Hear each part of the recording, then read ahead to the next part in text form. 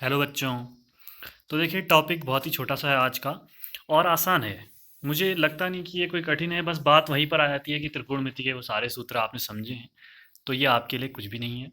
आज हम पढ़ेंगे, देखो, त्रिकोणमिति समीकरण यानी ट्रिग्नोमेट्रिक इक्वेशंस। समीकरण किसे कहते हैं? जिसमें बराबर में कुछ चीज़ हो। और त्रिकोणमिति है यानी जो साइन कॉस टेन के रूप में अगर इस साइड पर हो और बराबर में कोई चीज़ आगे भी हो पीछे भी हो तो उसे समीकरण कहते हैं। तो जैसे कि दिख रहा होगा साइन एक्स बराबर √3/2, ये क्या है? त्रिकोणमितीय समीकरण है। और इसके दो हल होते हैं। इसमें एक्स का मान जो निकलेगा उसको ही उसका हल कहते हैं। जैसे आपने एक पढ़ा होगा कि x square plus 2x plus 1 बराबर 0 है, तो इससे एक्स के दो मान निकालते थे, वो दोनों इसके हल होते थे। ठीक है।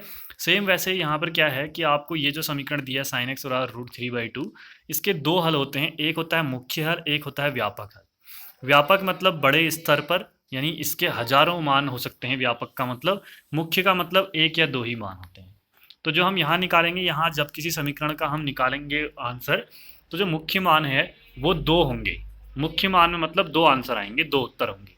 और वो मुख्य मान जो होंगे वो 0 से लेके 2π यानी 360 डिग्री तक के बीच में होंगे। उसके बाद में नहीं होंगे, उससे पहले नहीं होंगे। ठीक है। और जो आपका व्यापक हल होगा वो n के रूप में होगा, यानी उसमें n जैसा कुछ दिया होगा। n की जगह अगर आप एक रखोगे तो कुछ मान आ जाएगा, दो रखोगे तो दूसरा आ जाएगा, 0 रखोगे तीसरा आ जाएगा, -1 रखोगे चौथा आ जाएगा। जितने चाहो उतने मान निकाल सकते हो व्यापक में। तो सबसे पहले मुख्य हल निकालना सीखते हैं।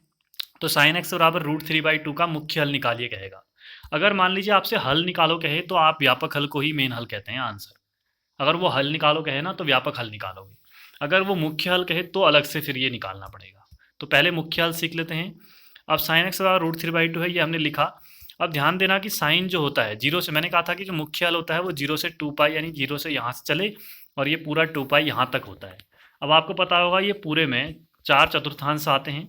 इन चारों में से साइन एक्स यहाँ धनात्मक दिया है, तो धनात्मक कहाँ होता है? एक पहले में होता है धनात्मक साइन, और एक दूसरे में होता है।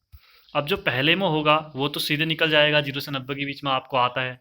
जो दूसरे में आएगा अगर, तो दूसरे में आप उसको पाई माइनस थीटा करके करोगे। थीटा मतलब जो यहाँ पहले में आया है ना, वो आंसर है थीटा। और दूसरे में जो होगा वो पाई माइनस थीटा, थीटा की जगह रख दोगे और पाई माइनस कर लोगे। अगर मान लो कहीं पर तीसरे में आ रहा हो, कोई भी मान हो सकता है दूसरे क्वेश्चन में तीसरे चतुर्थांश में आ रहा हो, तो उसको पाई प्लस थीटा करोगे आप। थीटा पहले चतुर्थांश में देखोगे क्या होता है और वो रखोगे। चौथे में आएगा तो 2π माइनस थीटा करोगे। ध्यान रखना, पहले में होगा तो थीटा ही हो गया, सीधे जो उत्तर होगा वही लिखेंगे। दूसरे में होगा तो पाई माइनस थीटा, तीसरे में होगा तो पाई प्लस थीटा, चौथे में होगा तो 2π माइनस थीटा। ये चारों याद रखना। फिलहाल साइन धनात्मक जो होता है यहाँ पर पहले और दूसरे में होता है, तो थीटा और पाई माइनस थीटा होगा उत्तर। तो √3/2 कहाँ होता है साइन में? आपको पता है साइन 60 डिग्री का मान √3/2 होता है, जिसको हम साइन π/3 लिख सकते हैं। ये हो गया एक उत्तर। एक तो ये थीटा हो गया। दूसरा क्या है? मैंने कहा था दूसरे चतुर्थांश में पाई माइनस थीटा, तो साइन पाई माइनस π/3 हो गया। थीटा की जगह π/3 ये वाला आया। अब इसको हल किया तो यही रहा। ये क्या, तो 2π/3 आया, फिर साइन यहाँ का भी हट गया, यहाँ का भी, तो x बराबर π/3 और 2π/3 दो उत्तर आ गए। ये मुख्य मान में आंसर हो गया। एक और करके देखते हैं। 10x बराबर -1/√3 है। तो इसमें क्या होगा? जो 10 होता है वो ऋणात्मक होता है दूसरे चतुर्थांश, और यहाँ ऋणात्मक की बात हो रही है, यहाँ ध्यान रखना। तो धनात्मक जिसमें होगा उसके अलावा बचे हुए दो में ऋणात्मक होगा, तो दूसरे और चौथे में है ऋणात्मक। और दूसरे में क्या होगा? उत्तर पाई माइनस थीटा होता है, अभी पीछे पड़ा था। चौथे में क्या होगा? 2π माइनस थीटा होगा। अब थीटा कहाँ से आएगा? पहले में, पहले चतुर्थांश में। आप बताओ 0 से 90 के बीच में 1/√3 कहाँ पे आता है? तो आपको पता होगा 10 के मान में 10 π/3 π/6 यानी 30 डिग्री का मान होता है। π/6 कहेंगे उसे। क्या होता है? 10 π/6 का मान होता है 1/√3। लेकिन ऋणात्मक कहाँ कहाँ होता है? दूसरे और चौथे में। दूसरे में क्या होगा? 10 पाई माइनस π/6, और चौथे में क्या होगा? 10 2π माइनस π/6। समझ रहे हो ना? थीटा का मान कहाँ से निकालना है? 0 से 90 के बीच में देखना है आपको, उसके लिए समझ गए। तो हमने क्या लिखा? 10x बराबर 10 पाई माइनस π/6 ये दूसरे चतुर्थांश का हो गया, और 10 2π माइनस π/6 ये चौथे का हो गया। ठीक है। इसको हल किया, पहले वाले को लॉसो लिया, तो 6 लॉस लोगे तो 6 माइनस 1 5π/6 आ जाएगा। दूसरे का आ जाएगा 12 माइनस 1 11π/6। हल करोगे तो x बराबर ये 10 हटा दो, 5π/6 और 11π/6, ये दोनों आपके आंसर। तो ऐसे निकालना है आपने, समझिए। व्यापक हल का क्या मान होता है कि n के रूप में। अगर कहीं पे आपको साइन x बराबर 0 दिया है तो x बराबर n पाई होता है। एन पाई का मतलब एन की जगह आप जीरो रखोगे तो जीरो आ गया एक, और वन रखोगे तो पाई आ गया, एन की जगह दो रखोगे टू पाई आ गया, फिर तीन रखोगे तीन पाई आ गया। यानी आप जब साइन जीरो का मान निकालोगे तो वो भी जीरो ही आएगा, साइन पाई भी जीरो ही, टू पाई भी, और साइन थ्री पाई भी जीरो ही आएगा। समझ रहे हो? तो ये खाली याद करना है, कहीं एक नंबर में पूछ लेगा तो। कॉस एक्स अगर जीरो होगा तो एक्स का मान जो होता है वो 2n+1 पाई बाई टू होता है, जहाँ n बराबर जो है वह n जो है वो जेड में बिलोंग करता है।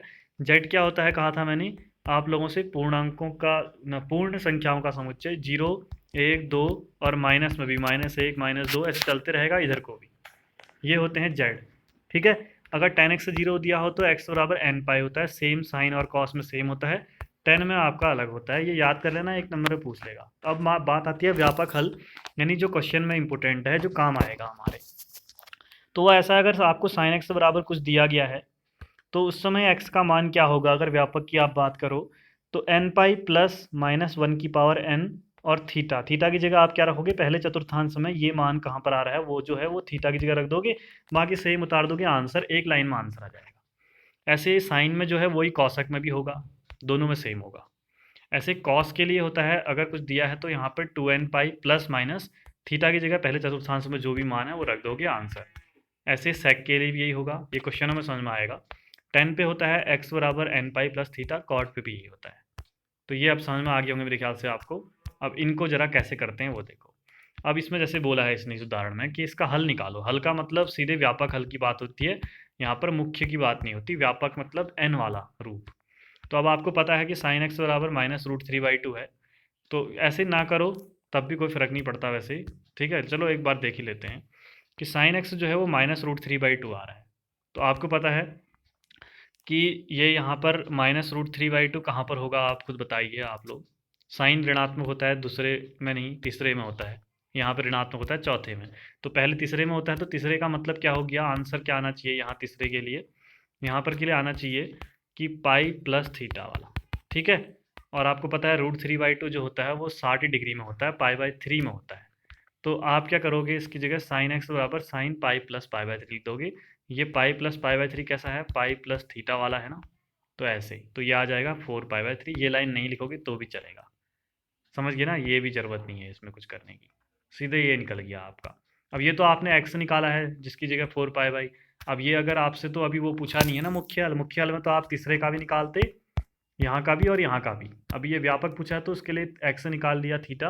अब व्यापक हल में जो होता है आपको पता है साइन वाले के लिए, ये साइन वाला है, साइन के लिए अभी लिखाया गया है यहाँ पर देखो, एक्स बराबर एन पाई प्लस -1 की पावर n थीटा, तो यही लिखोगे सेम, और एक्स यानी थीटा की जगह पर ये रख दोगे 4 पाई/3, ये रख दिया, और ये आपका आंसर आ गया। एक लाइन में आंसर आएगा, अभी तो ये लंबा दिख रहा है, बाद में एक लाइन में निकालेंगे।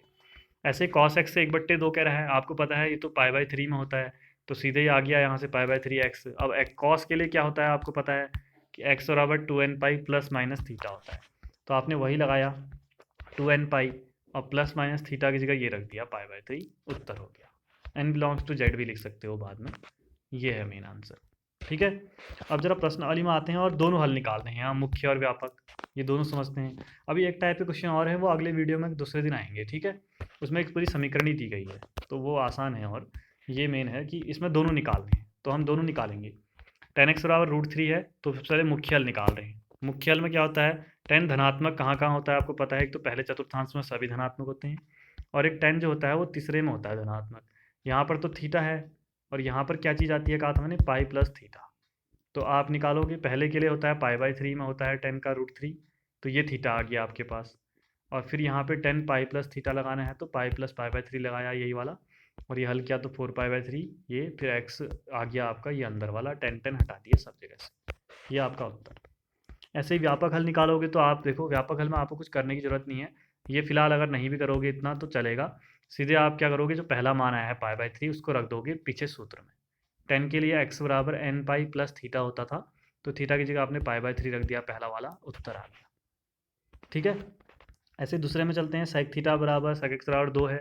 सेक जो होता है वो धनात्मक होता है, पहले में एक और एक चौथे में, पहले में थीटा, चौथे में क्या होता है 2 पाई माइनस थीटा होता है।